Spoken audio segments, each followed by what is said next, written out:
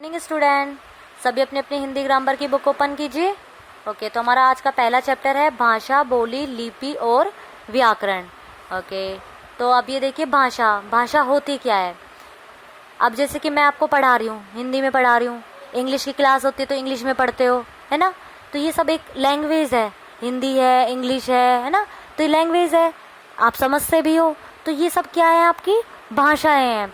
जैसे कि आप फ्रेंड से बात कर रहे हो, है ना। अब चाहे हिंदी में बात कर रहे हो या इंग्लिश में बात कर रहे हो या कोई भी भाषा में आप बात कर रहे हो, तो उसी को हम कहते हैं भाषा। कि आप लिखकर, बोलकर, सुनकर अपने भावों को व्यक्त करते हो, उसी को हम भाषा कहते हैं। भाषा को यहाँ पर 3 भागों में बांटा गया है। जैसे कि फर्स्ट है आपका मौखिक, सेकंड है लिखित और थर्ड है आपका सांकेतिक। मौखिक भाषा देखिए, मौखिक भाषा में क्या है, जैसे कि कोई नेता होता है, वो अपने विचार बोलता है, जैसे कि यहाँ पर भाषण वगैरह देता है ना। तो उसमें वो क्या है कि हम ये करेंगे, हम वो करेंगे देश के लिए। तो वो अपने विचारों को व्यक्त कर रहा है, किसके जरिए, बोलकर। आप उसको सुनते हो, समझ भी जाते हो, है ना। तो वो हुई आपकी मौखिक भाषा।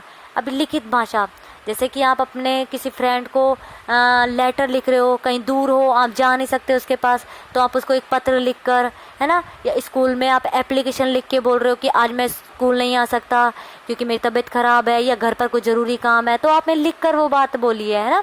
तो वो हुई आपकी लिखित भाषा। ऐसे आपका सांकेतिक भाषा की इशारों में, जैसे क्लास में होते हो आप शैतानी करते हो, तो इशारों में कहते हैं ना कि मैं नहीं, वो कर रहा था वो, है ना, इस तरीके से।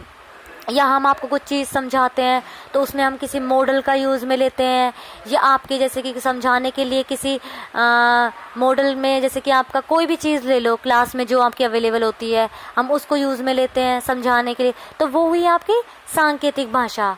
ओके, फिर नेक्स्ट है देखो आपका बोली। बोली सबको पता है क्या होती है, जो आप बोल रहे हो, हिंदी बोल रहे हो, इंग्लिश बोल रहे हो, उर्दू बोल रहे हो, फारसी, ब्रज, गुजराती, ये सब आपकी बोलियां होती है कि आप कन्नड़ भाषा बोल रहे हो या कौन सी लैंग्वेज बोल रहे हो। ओके, अब यहाँ देखिए भाषा और बोली, इन दोनों में अंतर बताया गया है कि भाषा और बोली में क्या अंतर है। ये तो देखो सिंपल सा है। भाषा क्या है, एक विस्तृत क्षेत्र, यानी कि एक बड़ा क्षेत्र है, क्योंकि भाषा क्या है, पूरे वर्ल्ड में, भारत में सब जगह बोली जाती है। अब वो किस रूप में, इंग्लिश में बोल रहे हैं, हिंदी में बोल रहे हैं, वो बात अलग है, लेकिन सारी जगह बोली जाती है, तो उसी को हम क्या कहते हैं, भाषा। और बोली क्या है, सबकी अलग अलग होती है। जैसे कि इंडिया में अलग बोली जाती है, किसी अदर कंट्री में अलग बोली जाती है ना। ऐसे स्टेट का ले लो कि राजस्थान की अलग बोली होती है, महाराष्ट्र की अलग बोली होती है। तो बोली का क्या क्षेत्र लिमिट होता है, यानी कि उसका क्षेत्र निश्चित होता है, लेकिन भाषा का क्या है, पूरे वर्ल्ड में होता है, वो विस्तृत क्षेत्र होता है।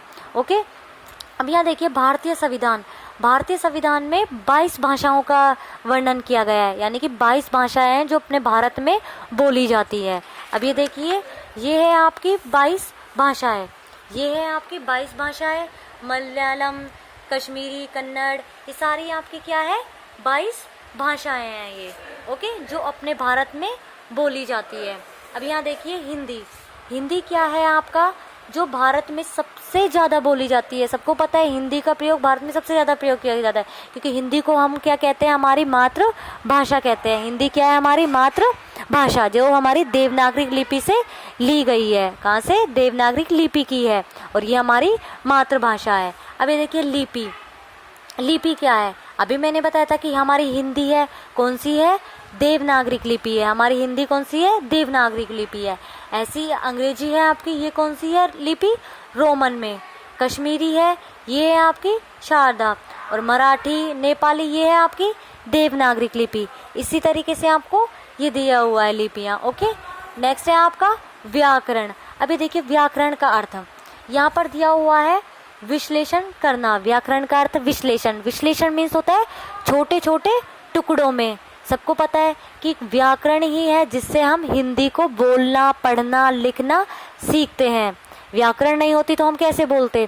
तो व्याकरण में ही क्या है, पहले वर्ण बनते हैं, फिर शब्द बनते हैं, फिर वाक्य बनते हैं। पहले छोटा सा वर्ण होता है, फिर उसे शब्द बनाते हैं, फिर हम वाक्य बनाते हैं।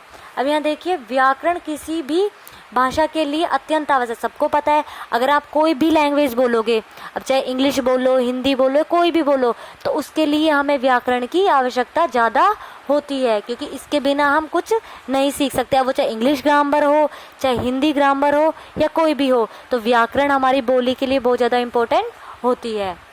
ओके स्टूडेंट, अब हम इससे रिलेटेड कुछ क्वेश्चन आंसर करते हैं। अब ये देखिए, आपका ये है क्वेश्चन नंबर फर्स्ट, सोचिए और बताइए। तो ये आपको इसके 3 क्वेश्चन आपको होमवर्क में करने हैं कि भारतीय संविधान ने कितनी भाषाओं को मान्यता प्रदान की है, भारत में कितनी बोलियां प्रचलित है, लिपि किसे कहते हैं, किन्हीं 3 लिपियों के नाम भाषा सहित बताइए। ओके, ये आपके आज का होमवर्क है।